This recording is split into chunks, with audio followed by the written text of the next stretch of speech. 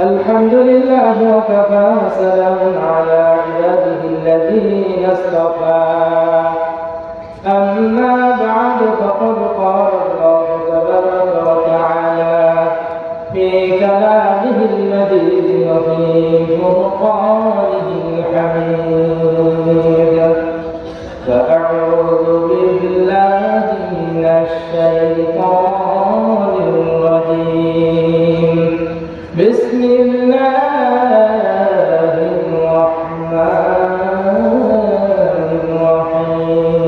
الرحيم وقرن في بيوتكن ولا تبرجن تبرج الجاهلية الأولى وأقمنا الصلاة وآتينا الزكاة وأطعنا الله ورسوله إنما يريد الله ليذهب عنكم الرجس أهل البيت ويطهركم تطهيرا صدق الله مولانا العظيم وصدق رسوله النبي الكريم ونحن على ذلك لمن الشاهدين والشاكرين وقال رسول الله صلى الله عليه وسلم المرأة إذا صلت خمسها وصامت شهرها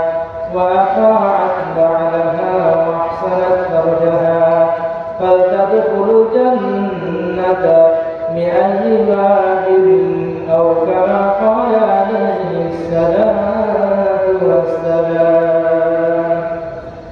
وقال تعالى في شأن حبيبه ومحبوبه إن الله وملائكته يصلون على النبي يا أيها الذين آمنوا صلوا عليه وسلموا تسليما أما شرائط محبة شديد اللهم صل على محمد وعلى آل محمد كما صليت على إبراهيم وعلى آل إبراهيم إنك حميد مجيد اللهم بارك على محمد وعلى آل محمد كما باركت على إبراهيم وعلى آل إبراهيم إنك حميد مجيد حب رسول خدا جس دل میں حاصل نہیں لاکھوں ہو مگر ایمان کامل نہیں بلغ ونبی کمالہ کشفت جان جمالہ حسنت جمیل خصالہ صلوا علیہ وآلہ سبحانك لا علم لنا إلا ما علمتنا إنك أنت العليم الحكيم الحمد لله সর্বপ্রথম মহান প্রতিপালক মহান মালিকের দরবারে লাখ কোটি শুকরিয়া জানিয়ে আজকে আমাদেরকে সুন্দর একটা পরিবেশ সুন্দর একটা জান্নাতের বাগিচা গঠন করা আয়োজন করা তৌফিক দান করেছেন এজন্য সকলে বলে আলহামদুলিল্লাহ আলহামদুলিল্লাহ বিশ্ব নবী জনাব মুহাম্মদ রাসূলুল্লাহ সাল্লাল্লাহু আলাইহি ওয়াসাল্লাম লাখ কোটি দুরূদ ও সালাম যার মহব্বতে যার ভালোবাসায় আজকে আমরা এই জান্নাতের বাগিচায় উপস্থিত হতে পেরেছি ঠিক কিনা ঠিক তো আমি আপনাদেরকে জিজ্ঞেস করি আপনারা কেমন আছেন আলহামদুলিল্লাহ আলহামদুলিল্লাহ আপনি ভালো আছেন হুজুর আলহামদুলিল্লাহ আল্লাহ ভালো রাখছেন আল্লাহ সুস্থ তো আপনারা মহব্বত করেন ভালোবাসেন এই জন্য আপনাদের ডাকে সারা দিই তো যাই হোক আমি অন্য একটা বিষয় নিয়ে আলোচনা করার ইচ্ছা ছিল আমাকে বলেন তো এক যুবক বলল হুজুর আমরা তো বিভিন্ন জায়গায় মাহফিল শুনি মসজিদে বয়ান শুনি কিন্তু মা বোনেরা তো তারা অনেক ওয়াজ শোনে না তাদের সম্পর্কে কিছু আলোচনা করে ঠিক আছে কথা তো আমাদের পরে এশার বাদে আরো বড় বড় মুফাসসিরিনে কেরামরা বয়ান করবে তা আমরা মনোযোগ সহকারে শুনব ইনশাআল্লাহ তো আমি তাদের সম্পর্কে আমাদের মা বোনদের সম্পর্কে কিছু আলোচনা আমি পেশ করতে চাই তো যাই হোক আমি সূরা আহজাবের 59 নম্বর আয়াত তেলাওয়াত করেছে। 60, 59, 60 এখান থেকে আলোচনা করেছি, তেলাওয়াত করেছি। তো এই আয়াতের ভিতরে আল্লাহ রাব্বুল আলামিন বলেন ওয়াকারনা ফি বুয়ুতিকুন্না ওয়ালা তাবাররাজনা তাবাররুজাল জাহিলিয়াতিল উলা। আল্লাহ তাআলা বলেন যে ওয়াকারনা ফি বুয়ুতিকুন্না, যে তারা অর্থাৎ মা বোনেরা তারা পর্দায় পর্দায় গোপন জায়গায় বাড়িতে থাকবে। ওয়ালা তাবাররাজনা তাবাররুজাল জাহিলিয়াতিল উলা, যে তারা যদি বাড়ি থেকে বের হতে হয় তাহলে তারা যেন জাহিলি যুগের মহিলাদের মতো তাদের কালচার গ্রহণ করে, তাদের বেশভূষা গ্রহণ করে তারা যেন বাড়ি থেকে বের না হয়। বলে তাবাররাজনা তাবাররুজাল জাহিলিয়াতিল উলা। তো দেখেন বর্তমানে আমাদের মা বোনদেরকে আমরা 5 ওয়াক্ত নামাজ পড়ি, রোজা রাখি, ঠিক কিনা বলো? নামাজ পড়ি না, রোজা রাখি, যাকাত দেই, যদি কারো সম্পদ থাকে হজ করতে যায়। কিন্তু এই আমলগুলো আমরা ঠিকই করি, আমাদের মা বোনদেরকে আমরা পর্দায় রাখি না, ঠিক কিনা বলো? নামাজ এটা আমরা পড়ব, আমরা নামাজ যেমন ফরজ, পর্দা করাটাও ফরজ। পুরুষের জন্য পর্দা আছে, মহিলাদের জন্য পর্দা আছে, ঠিক কিনা বলো? কোরআনে আল্লাহ তাআলা পুরুষের কথা বলেছেন, মহিলাদের কথা বলেছেন। এজন্য মা বোনেরা এরা অনেক দামি জায়গা, ঠিক কিনা বলো? আল্লাহ রাসূল আসার আগে মেয়েদেরকে কোনো প্রকারের সম্মান, কোনো প্রকারের তাদের ইজ্জত ছিল না। আল্লাহ রাসূল সাল্লাল্লাহু আলাইহি ওয়াসাল্লাম আসার পরে আল্লাহ রাসূল এদেরকে এত সম্মান আর মর্যাদা দিয়েছেন যা ইতিহাসে অন্য কোনো জাতি যারা বলে যে মা বোনদেরকে পর্দায় রেখা তাদের সম্মানকে পূর্ণ করা হয়েছে, তাদের অধিকারকে পূর্ণ করা হয়েছে, তারা নির্ভর, তারা গর্ব ঠিক কিনা? আল্লাহ রাসূল সাল্লাল্লাহু আলাইহি ওয়াসাল্লাম এত সম্মান আর মর্যাদা দিয়েছেন মা বোনদেরকে। আমরা মনে করি যে তারা যদি বাজারঘাট করে, তারা যদি বিভিন্ন জায়গায় চলাফেরা করে, হয়তো তাদের অধিকার সে আদায় করতে পারে, চাকরি বাকরি করলে আদায় করতে পারে। কিন্তু এই ধারণা একান্ত ভুল। তারা যদি বাড়িতে থাকে, পর্দা অসুবিধার সাথে চলে, তো এই চলার কারণে দেখবেন যে আল্লাহ তাআলা তাদের প্রতি রহমত নাযিল করে এবং এই পরিবারের ভিতরে আল্লাহ তাআলা শান্তি নাযিল করে, ঠিক কিনা? আল্লাহ নবী সাল্লাল্লাহু আলাইহি ওয়াসাল্লাম বলেন যে তুনকাহুল মারআতু লিআরবাঈন, যে এই মেয়েদেরকে বিবাহ করা হয়, তুনকাহুল মারআতু মেয়েদেরকে বিবাহ করা হয় 4টি গুণ দেখে। কয়টি গুণ? 4টি গুণ।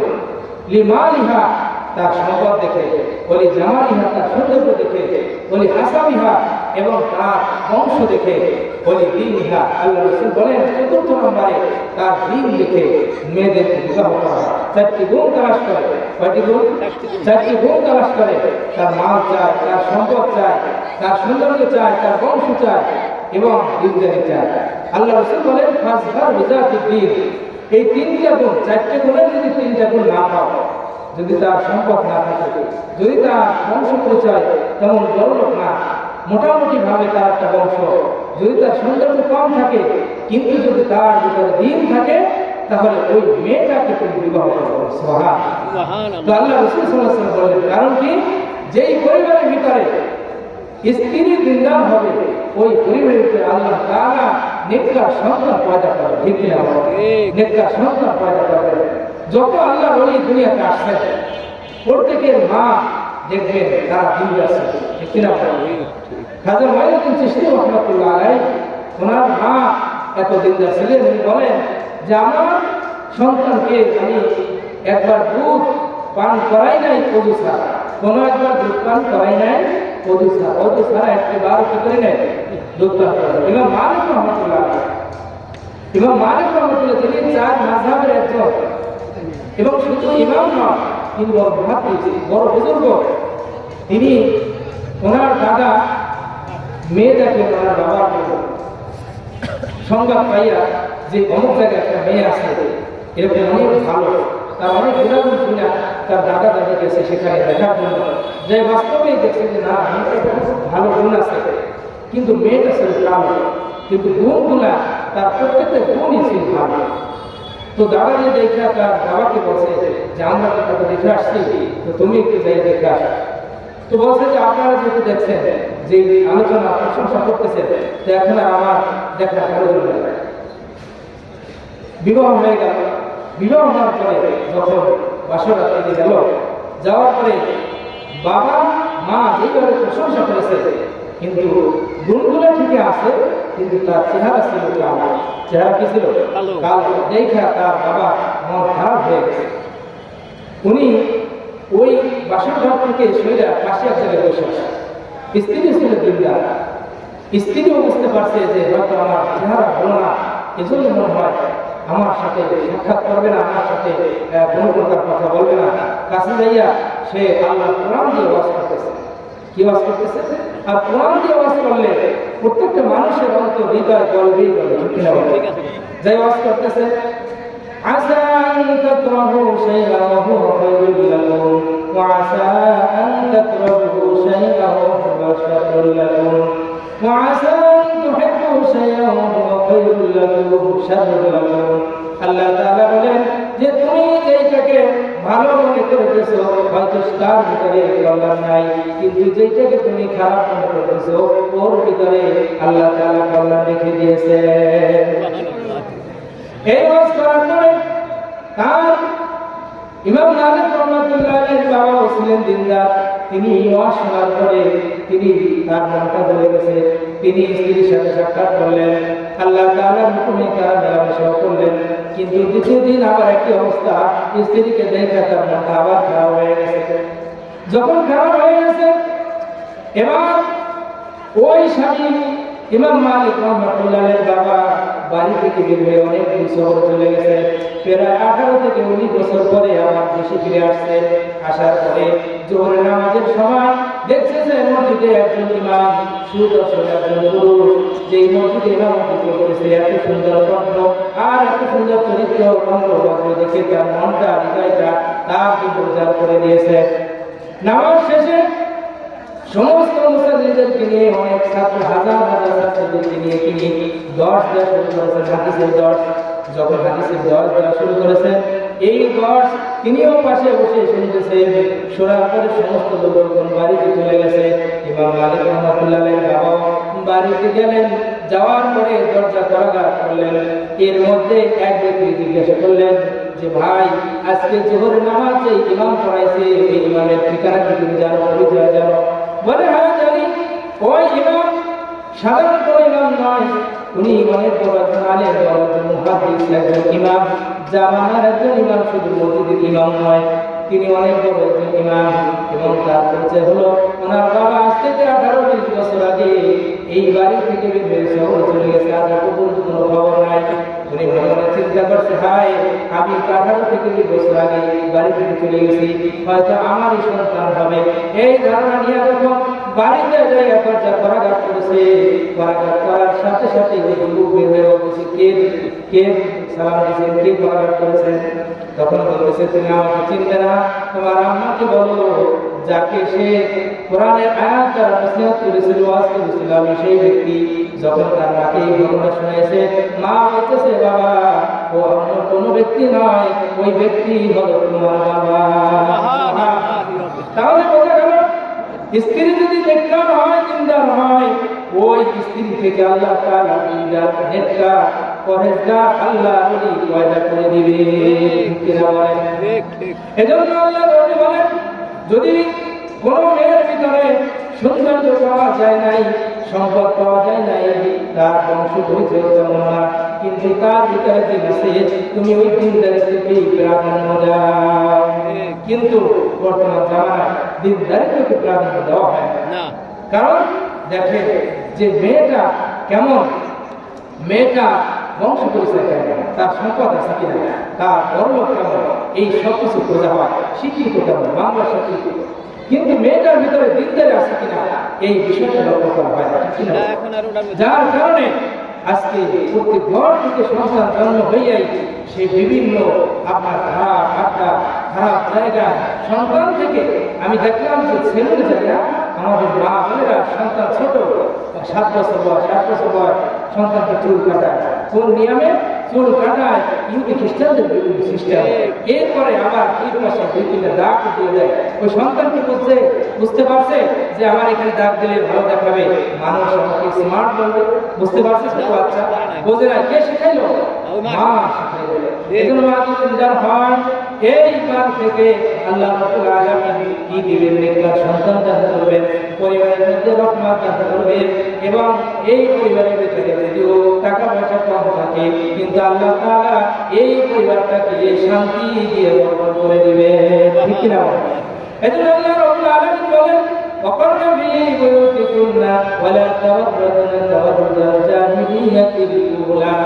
আল্লাহ রাব্বুল আলামিন বলেন যে মা যদি মহিলার পান তারা কি করবে? ঘরের স্থানে ঘরের ভিতরে অবস্থান করবে, তারা জাহিলি যুগের মতো নিজেদেরকে লাবণ্যময় করে নিজেদের সুন্দর প্রকাশ করে বাহিরে বের হবে না, বাহিরে বের হবে না। এখন বলতে পারে যে হুজুর বাহিরে বের হবে না, কিভাবে বের হবে?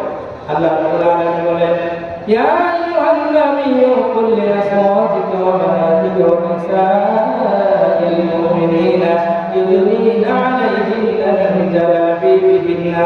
আল্লাহ রাব্বুল আলামিন বলেন ও নবী, আপনি আপনার স্ত্রীদেরকে, মেয়েদেরকে এবং সমস্ত মুসলিম জাতি মহিলাদেরকে আপনি বলে দেন তারা যখন ঘর থেকে বের হবে তারা মুখের উপরে চাদরকে টেনে দিয়ে এরপরে ঘর থেকে বের হবে।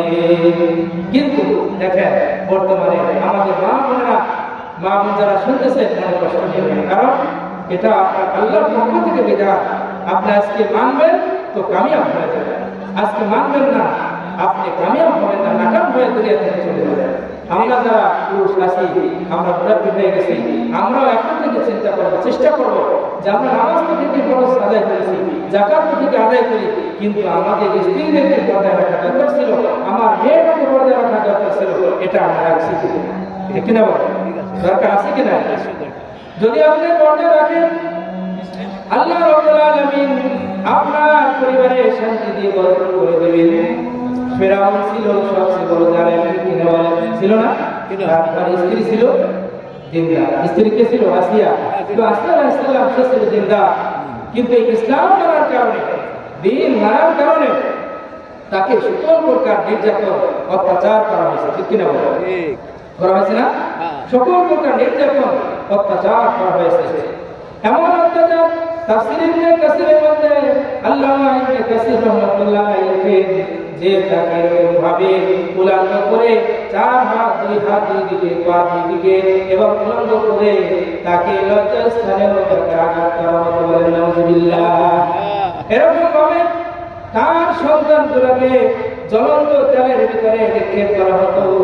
আর তুমি যদি এই ইসলাম না সাল্লাল্লাহু ধর্মকে ত্যাগ না করো তাহলে তোমার একটা একটা করে সমস্ত সন্তানদেরকে আগুনের মধ্যে ফেলে দুনিয়া থেকে বিদায় করে দেওয়া হবে। স্ত্রী জবাব দিয়েছে,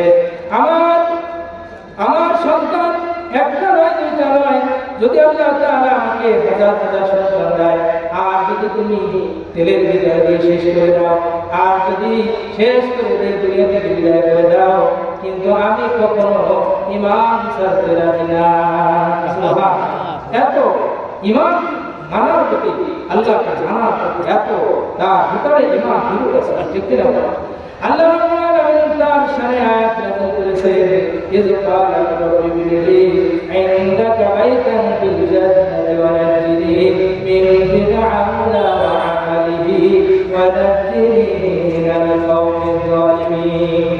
যখন ফিরআউন তাকে বিভিন্ন নির্যাতন করত, নির্যাতন করার সময় দুনিয়া থেকে তার জানটা বের হবে এমন এক মুহূর্তে আল্লাহর কাছে দোয়া করলেন, আয় আল্লাহ আপনি আমাকে এই ফিরআউনের জুলুম থেকে ইয ক্বালা রাব্বি ইনদাকা বাইতান ফিল জান্নাতি ওয়া নাজ্জিনি মিন ফিরআউনা ওয়া আমালিহি। আল্লাহ রাব্বুল আলামিন ফিরআউনের জুলুম অত্যাচার নির্যাতন থেকে আমাকে রক্ষা করো এবং আপনি আমাকে আপনার পাশে একটা ঘরের ব্যবস্থা করে দেন। সুবহানাল্লাহ। যখন তার উঠে চলে যায় আল্লাহ রাব্বুল আলামিন তার সামনে জান্নাতটাকে দেখাইলেন।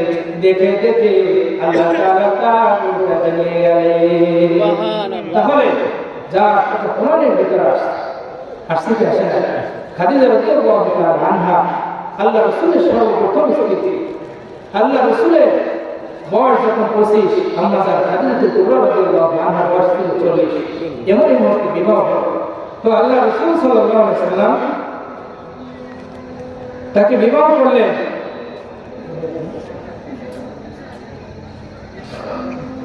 তো যাই হোক, আমি সংক্ষেপ করতেছি, সময় সংক্ষেপ, আলোচনা দীর্ঘ ছিল, সময় থাকতে পারলাম না। তো যাই হোক, তো এক পর্যায়ে আল্লাহ রাসূলের জন্য তার জীবনটাকে, আম্মা জান খাদিজা কুবরা রাদিয়াল্লাহু তাআলা আনহার জীবনটাকে দিয়ে দিয়েছে। আরবের মধ্যে সবচেয়ে বেশি সম্পদ ছিল তার, সবচেয়ে বেশি গুণবতী ছিলেন আম্মা জান খাদিজা কুবরা রাদিয়াল্লাহু তাআলা। সমস্ত বিপদে আল্লাহ রাসূলকে সাহায্য সহযোগিতা করেছে আম্মা জান খাদিজা কুবরা রাদিয়াল্লাহু তাআলা। তিনি যখন ইন্তেকাল করেন, ইন্তেকালের সময় কাঁদতেছে, তখন আল্লাহ রাসূল বলেন যে খাদিজা তুমি কেন কাঁদো? বলে ইয়া রাসূলুল্লাহ, দুনিয়া থেকে তো যে কোনো ভাবে চলে যাবো, কিন্তু মৃত্যুর পরে আমার মুনকার নেকির প্রশ্ন করবে, এই প্রশ্নের জবাব আমি কিভাবে দেবো? এই জন্য কাঁদতেছি। ইয়া রাসূলুল্লাহ, আপনাকে আমি কয়েকটা শর্ত দিতেছি, যদি আপনি পালন করেন তাহলে আমি শান্তি পাবো। আল্লাহ রাসূল বলেন যে খাদিজা, তুমি আমার জন্য সবকিছু করেছো, সবকিছু আমার জন্য বিলীন করে দিয়েছো, আজকে তুমি আমাকে সামান্য শর্ত দিবে, এটা পালন করা সম্ভব কিছু না।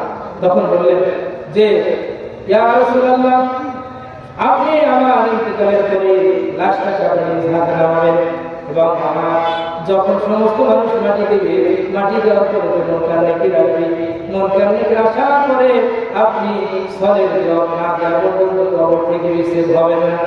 আল্লাহ নবী সাল্লাল্লাহু আলাইহি ওয়াসাল্লাম সমস্ত নিয়ম অনুযায়ী কাফন দাফন করলেন। কাফন দাফনের পরে যখন মুনকার নেকির আসবে, আল্লাহ রাসূল কবরের পাশে দাঁড়িয়ে আছেন। সাহাবায়ে কেরাম বলছেন, ইয়া রাসূলুল্লাহ, কবর থেকে আপনি কেন যাবেন না? আল্লাহ রাসূল বলেন, আমার খাদিজা সারা জিন্দেগিতে কোনো কিছু চায় নাই, শুধুমাত্র আমার কাছে কয়েকটা শর্ত দিয়েছে, এই শর্ত পূরণ না করে আমি কবরের পাশ থেকে যাব না। আল্লাহর নবী অপেক্ষা আছে মুনকার নেকির কখন আসবে।